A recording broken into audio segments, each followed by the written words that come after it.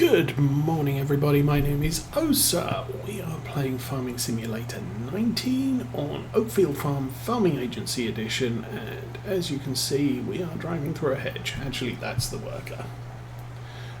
We are topping our sugar beets. It is mid-fall, first day of, and yeah, harvest has started. The sunflowers are ready to harvest, but it was a damp morning, so I got on with the sugar beets to be going on with.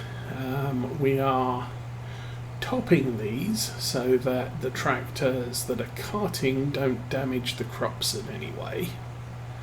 That's going to be an interesting gap. We might actually have hit that one just right so that the tractor actually doesn't ignore any strips. Unfortunately, I turned the PC off last night and the tractor was doing a turnaround, which is why there's that strip of sugar beet heads there. But hey, it's a thing. And it doesn't really matter if I miss any because our main harvester will get the job done. JCB's down at the BGA because that's all ready to sell. And here we are. I'm gonna stick this on a worker because it's just easier to do that, and then I can do the carting with this stuff. So we're filling up the small trailer. We're using the Terrados T340, I believe it is, which has a slightly lower horsepower, slightly smaller header, and is slightly shorter, and thus a little bit more agile around the fields. But yeah, we bought that yesterday, and we've got a fair bit of this field done. It's got a better header than the Roper, which is why I went for the Homer rather than the Roper.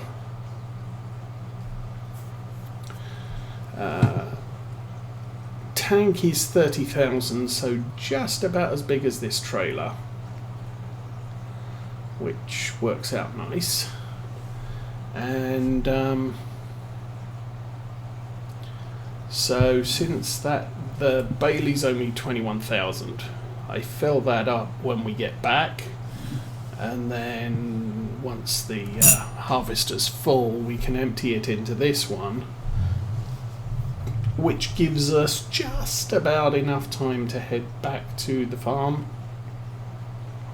unload, and make it back here before it gets too full. This is going to be awkward. I suppose I can actually look at the vehicle inspector. So we're up to 26,000 on the harvester. Up until this point I've actually been doing the harvest manually and then stopping everything so I can run back to the yard.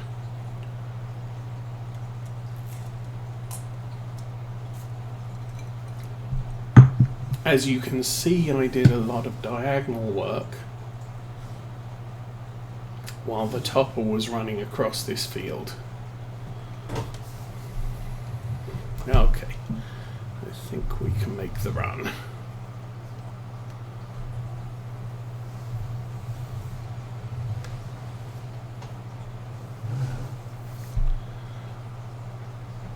And, oops, there you go.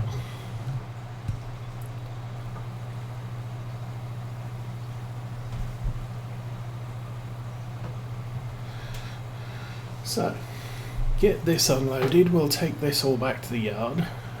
As we've noted before, we've got the multi-grain extension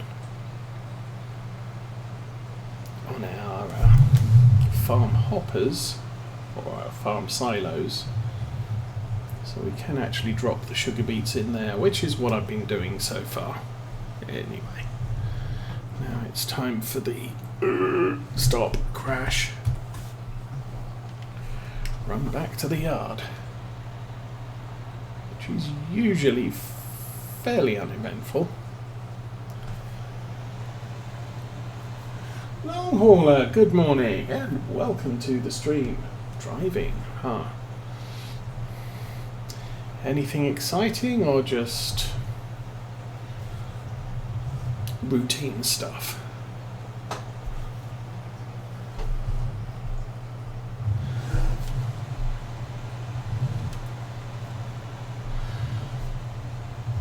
So yeah, I think for the work today, I started about 3 hours ago. So that's 3 hours of harvest on that field. It'll probably take us the rest of the day to harvest all of the sugar beets. Although depending on how well we top that other field, maybe not so much. I did look at my achievements and I know that I haven't got the pig breeding achievement done for 19. I haven't got the cow breeding done for 19. And I also haven't got the contracts, do 100 contracts.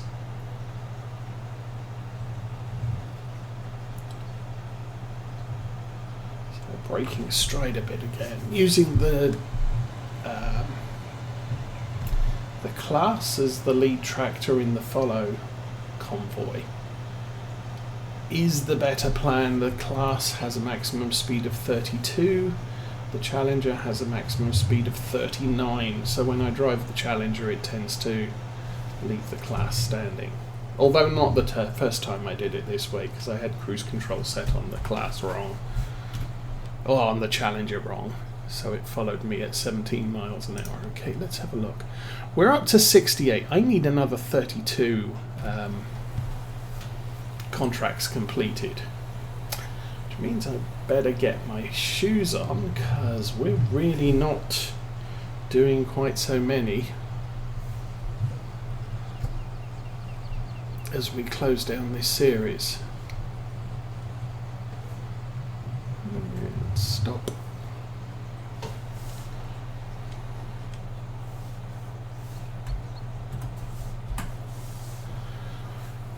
How's the sugar beet harvester doing? That's already up to stopped. What did you do?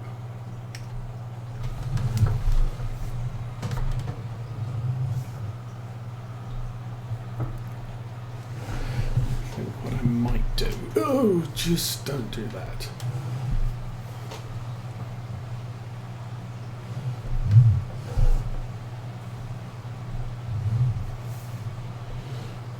Actually, it's not done too bad there.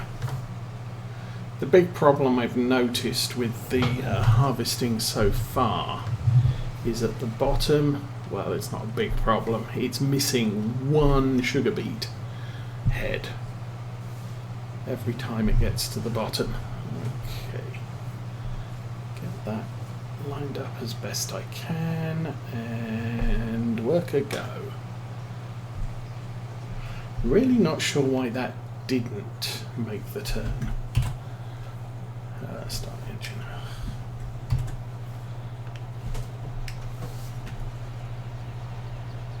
Alright, let's run. Still see the tyre tracks of the JCB. Yeah, I took the JCB down to the BGA at round about midday. So we've had one load of silage bales into the hopper or into the digester since this morning. If I'd thought about it, I should have been doing that from the beginning, but I didn't, so it is what it is.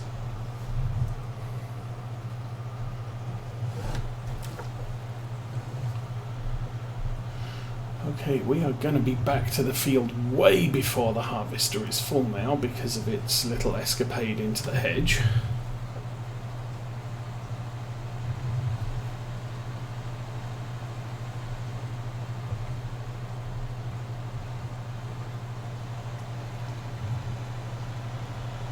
course, the other question is going to be, how many sugar beets do we end up with? We've only got capacity for 1 million litres. I don't know how big a sugar beet is compared with a litre.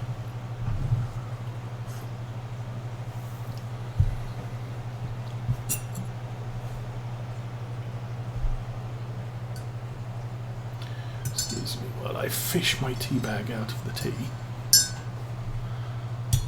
Come on, tea bag. There we go.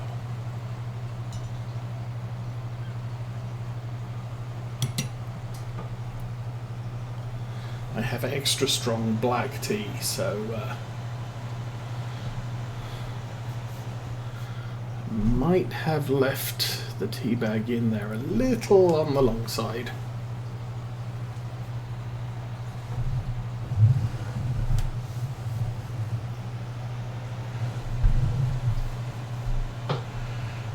Okay, we are back, and it looks like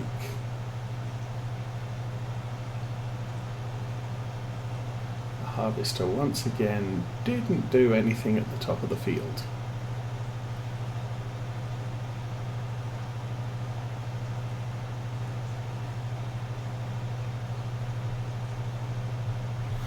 Yep. Stop that there. Back one.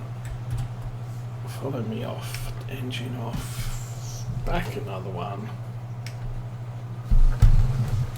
Okay then. I guess the plan is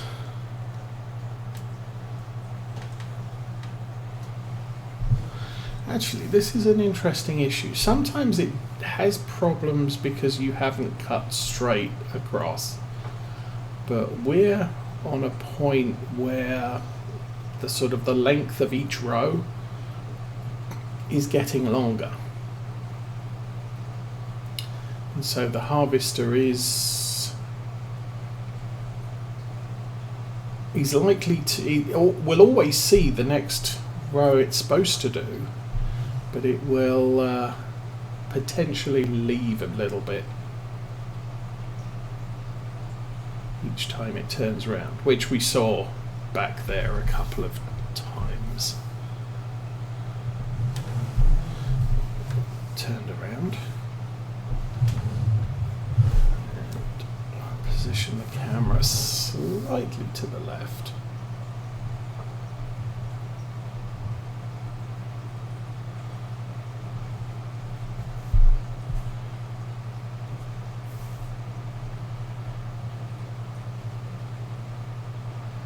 So yeah, teenage Osa has to do some yard work this week, which she didn't get done last week because there was a very light shower, and you can't cut the grass with an electric mower when there's a light shower because you'll get electrocuted, apparently.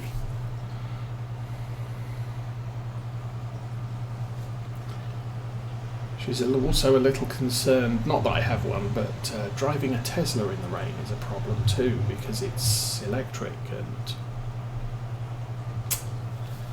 teenagers.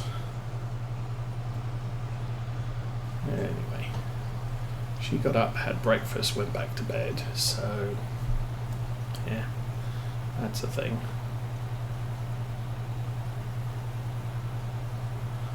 I'm going to need to turn this around, I think.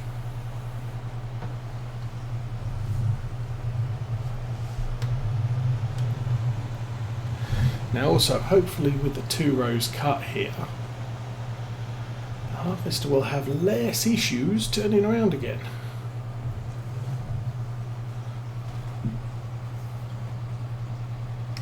So we'll plant that there. Back to power and fold.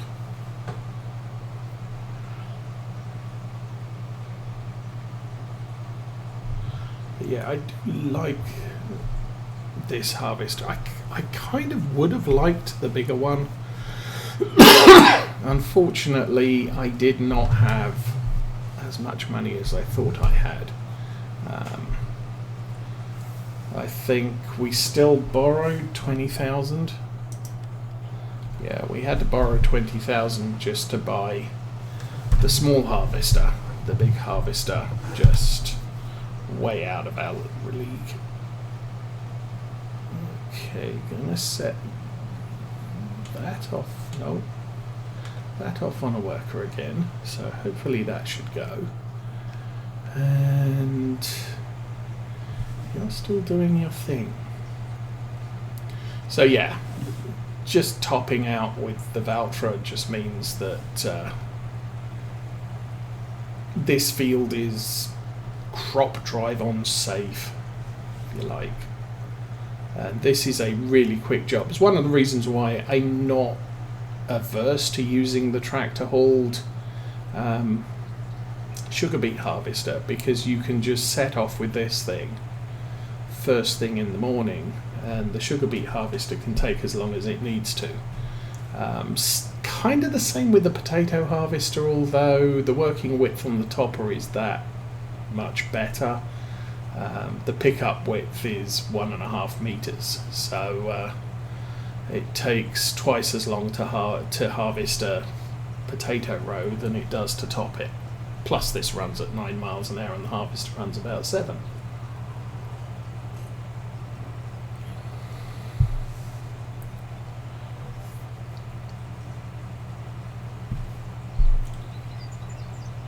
And if I'd thought about it, I could probably have started selling the silage bales yesterday. One thing I did forget to do on this tractor is put a rear weight on. So you can see there's a little bit of wheel slippage because we're running narrow tyres, so that the tractor doesn't destroy the crops.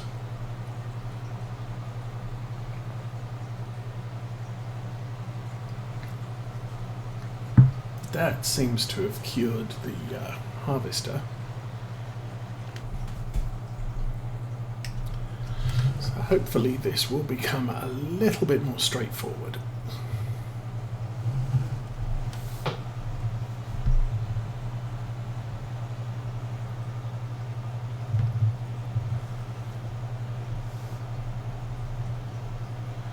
Of course, the nice thing about the sugar beet harvester is it doesn't take as long to unload as our Fendt harvester does. I think we blew that, but yeah, I'll let you go. You do the turnaround, I'll do a turnaround. So yeah, you can see we've missed a couple of sugar beets here and there along this diagonal. There's a couple more that way. They're worth about 10 litres each, I think.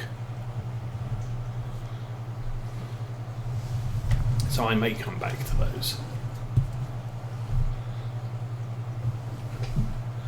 Okay, we're at 26,000. So each row here is going to take less and less time, more time to turn the thing around.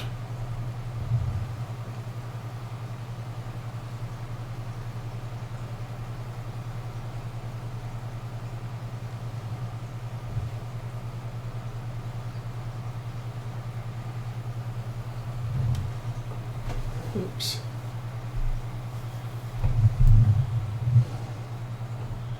I'll let you go and turn around again. You've got, what, 600 litres left in... Oh, we're full.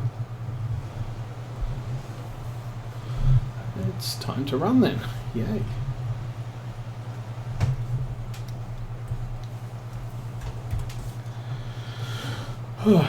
Extractor, engine on, go. Yeah, this trailer a little bit over 21,000. Not sure if the T340 is actually available in Farm Sim 22 yet. It may be a deciding factor in us looking at a sugar beet farm.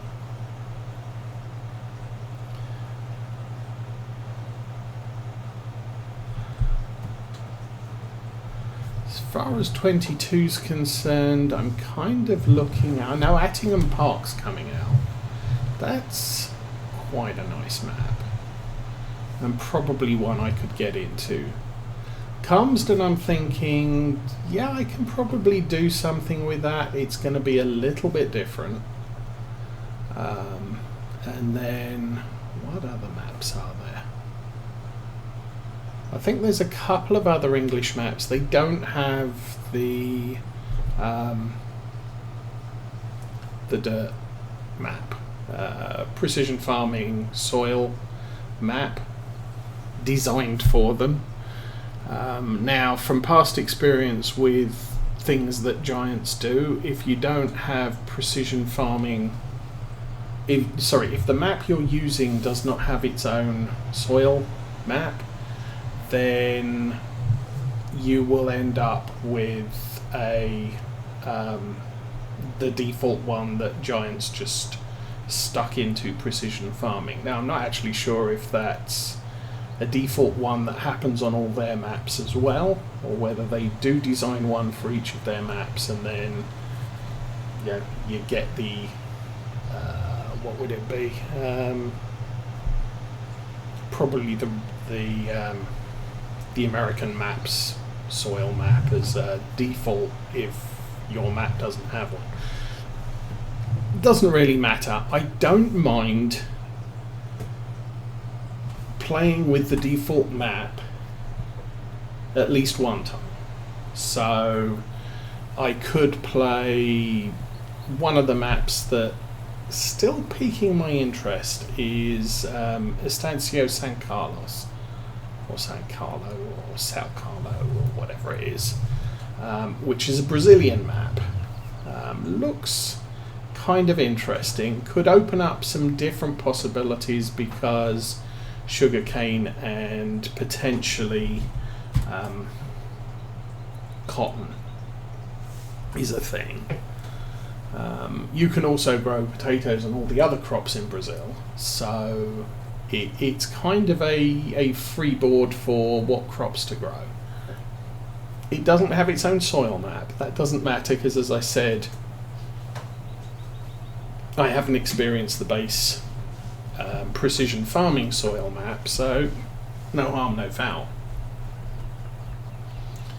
I believe Attingham Park does have its own soil map, and so does Culmsden Update. So they're more tailored to the map. You'll find loam more in line where you would expect to find it, sandy loam potentially by the river, whatever, but it's going to be a little bit more logical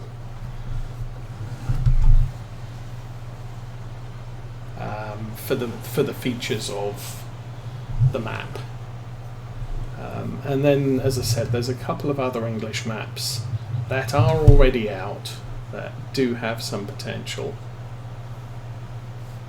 I think Meadowlands was one, and then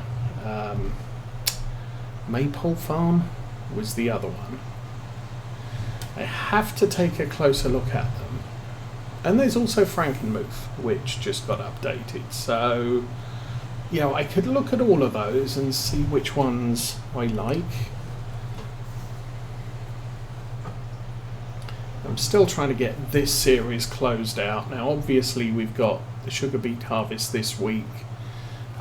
We have a lot of sunflowers, so that might be a thing next week's episode.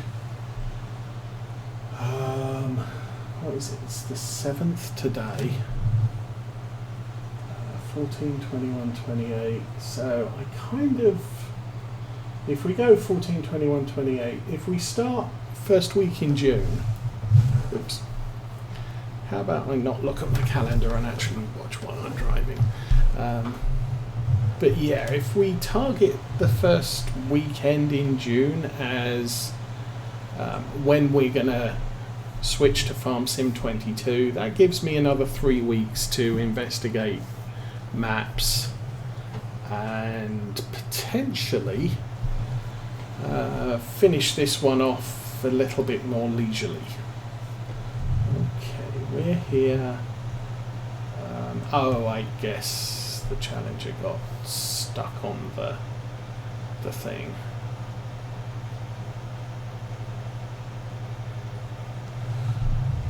Sugar beet harvester's almost full.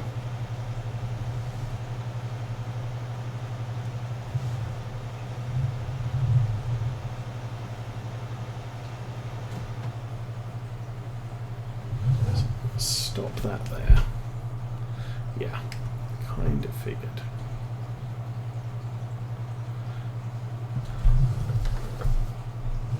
The worker will follow you precisely into exactly the same road signs you crashed into, so that's all my fault.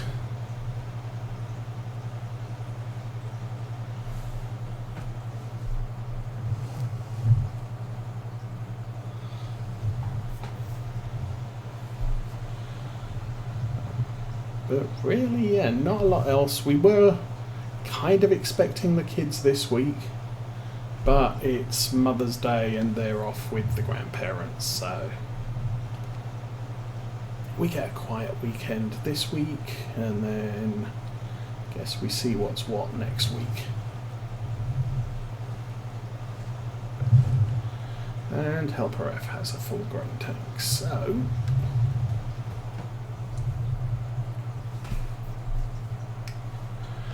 again, we'll jump over to this guy. Oops.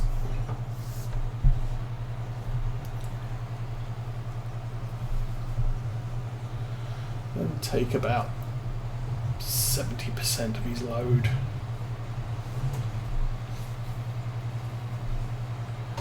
Or not. Oh, yes. Okay. Just sit on the brakes and hold it there.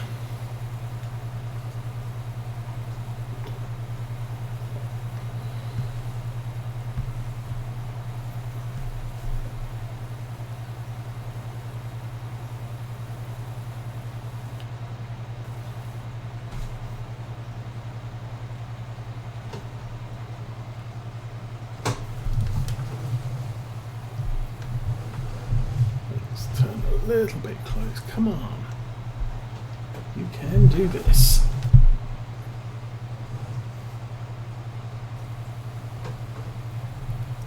There we go. Okay, that worked. He will go and do his thing. We'll park it over here.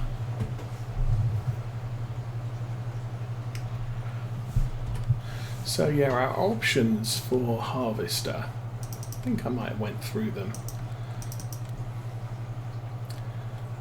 This one, the T440, is similar to this one. The 440 has the bigger tank, and this has a 9 row header. This has a 12-row header, so much better. That has more horsepower, but not really significant. Then the Panther 2, 30,000, has the 6-row header, quite a high horsepower again, compared with the T430, which is slightly lower horsepower, but does, I don't know where the HR6 and HR9 are, but we're running with the HR12 because that's the base game header. I think in 17 this came with the HR6 and the HR9, so when you downloaded this mod it had the two headers. It doesn't for our purposes. We're just stuck with the HR12. So that's the smaller header, 2.7 meters. That's for the bigger roper, 4 meters, and then this is for the T4 and is 5.4. So obviously I'm going to take the wide header over the tiny thing. How's our harvester doing? Actually, you know what? Gonna let it turn around, and I think we might take over here.